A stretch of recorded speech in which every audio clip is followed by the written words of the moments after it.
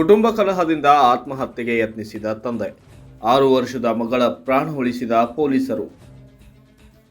ಕೌಟುಂಬಿಕ ಕಲಹದಿಂದ ಬೇಸತ್ತು ಆತ್ಮಹತ್ಯೆಗೆ ಮುಂದಾದ ವ್ಯಕ್ತಿಯನ್ನ ಮಂಗಳೂರು ಪೊಲೀಸರು ಸಮಯ ಪ್ರಜ್ಞೆಯಿಂದ ರಕ್ಷಿಸಿದ ಘಟನೆ ಕಾವೂರು ಠಾಣಾ ವ್ಯಾಪ್ತಿಯ ಶಾಂತಿನಗರದಲ್ಲಿ ನಡೆದಿದೆ. ಮಂಗಳೂರಿನ ರಾಜೇಶ್ ಎಂಬುವರು ತಮ್ಮ 6 ವರ್ಷದ ಮಗಳೊಂದಿಗೆ ಆತ್ಮಹತ್ಯೆಗೆ ಯತ್ನಿಸಿದ್ದು, ಅದೃಷ್ಟವಶಾತ್ ಪೊಲೀಸರು ಸಮಯಕ್ಕೆ ತಕ್ಕಂತೆ ಕ್ರಮ ಕೈಗೊಂಡು ಇಬ್ಬರ ಪ್ರಾಣ ಉಳಿಸಿದ್ದಾರೆ. ವೈರಲ್ ವಿಡಿಯೋದಿಂದ ಪತ್ತೆಯಾಗಿದ್ದು, ಇನ್ನು ಕೌಟುಂಬಿಕ ಕಲಹದಿಂದ ಬೇಸತ್ತು ರಾಜೇಶ್ ತನ್ನ ಮಗಳೊಂದಿಗೆ ತಣ್ಣೀರು ಬಾವಿ ಬೀಚ್ಗೆ ತೆರಳಿ ಆತ್ಮಹತ್ಯೆ ಮಾಡಲು ಮುಂದಾಗಿದ್ದರು.